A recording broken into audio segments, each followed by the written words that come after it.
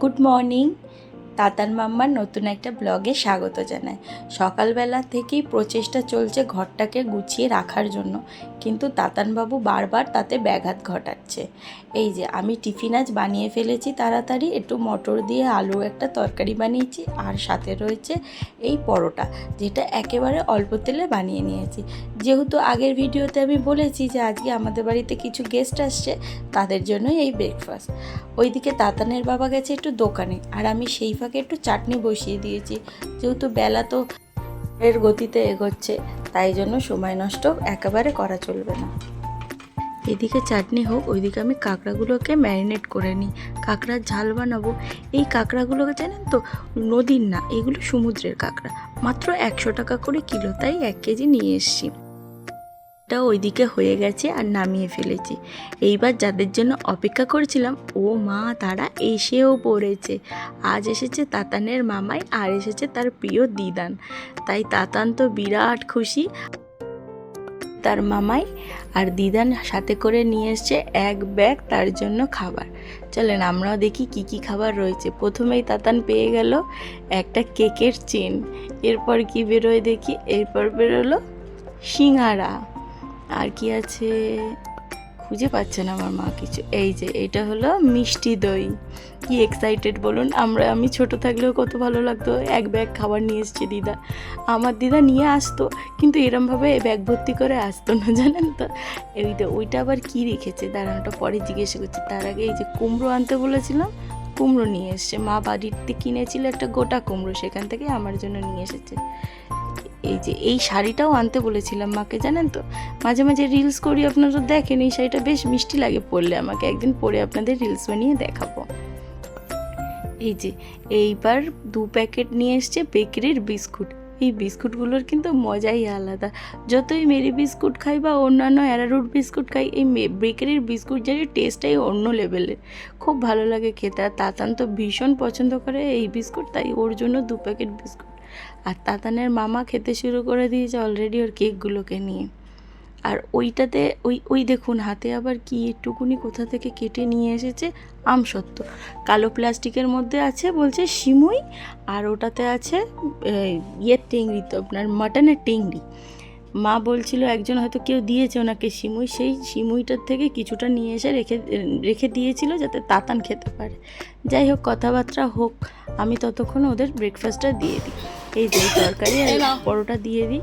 দেখেছেন, তাতান সবসময় মায়ের কোলে কোলে ঘুরে, আজ আমাকে আর চেনে না।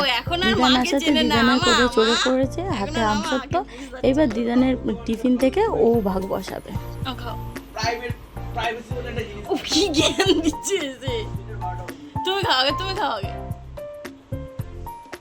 আগে তুমি খাও। খেয়ে দাও, কেমন হয়েছে? কেমন? ভালো হয়েছে পরোটাটা।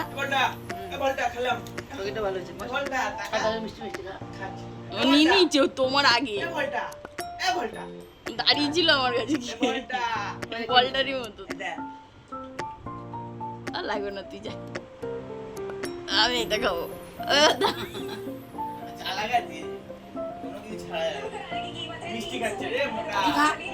হ্যাঁ খাচ্ছি, খা। অমিতকে দিই, খাই, খা। না না, তুমি খাও, খাও খাও। ছবি তুলছে, খাও। মোটেও করো না। ভালো হয়েছে, নরম হয়েছে না? একটা জিনিসও মাকে খাওয়াতে হবে। এই যে অমিতবাবু বানিয়ে দিয়েছে তার শাশুড়ির জন্য একটু ঠান্ডা লেবুর শরবত।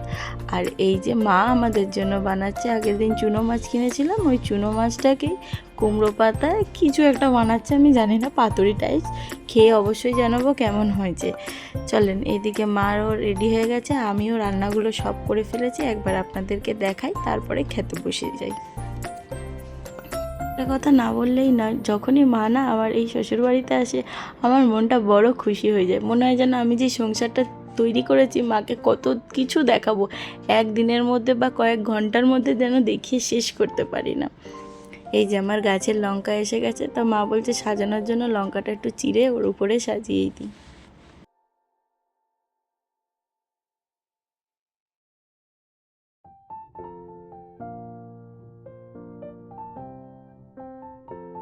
আপনাদেরকে দেখাই কি কি রান্না করেছি। এই যে আমি বাটা মাছ আর কই মাছ একসাথে ঝাল করেছি, কাঁকড়া আলু দিয়ে একটু ঝোল করেছি, আর চাটনিটা তো করেছি, আর মার পাতুরিও হচ্ছে। খাওয়া দাওয়া সব কমপ্লিট। দুঃখের বিষয় হলো মা মাত্র 3:30 বাজে, 12:30টায় এসে 3:30টার সময় চলে গেছে। আমার ভাইয়ের একটা কাজের ফোন আসাতে থাকতে পারেনি, তার জন্য মনটা ভীষণ রকম খারাপ হয়ে গেছিলো। তাই হাজব্যান্ড বললো মন খারাপ করার কোনো দরকার নেই, চলো একটু ঘুরিয়ে নিয়ে আসি তোমাদেরকে। তাই চটজলদি রেডি হয়ে নিয়েছি। আর অবশ্যই যারা আমার ভিডিও দেখছো আর দেখতে ভালোবাসো, চ্যানেলটিকে সাবস্ক্রাইব করে আর লাইক কমেন্ট করে আমার কিন্তু পাশে থাকবে। বেরিয়ে পড়েছি অজানাকে জানার উদ্দেশ্যে। আর এই যে সামনে যেই বিল্ডিংটা আসছে দেখতে পাচ্ছেন, ওইখানেই আমার হাজব্যান্ড সার্ভিস করে। আজকের মতো ভিডিওটা তাহলে এখানেই শেষ করছি, দেখা হচ্ছে খুব তাড়াতাড়ি।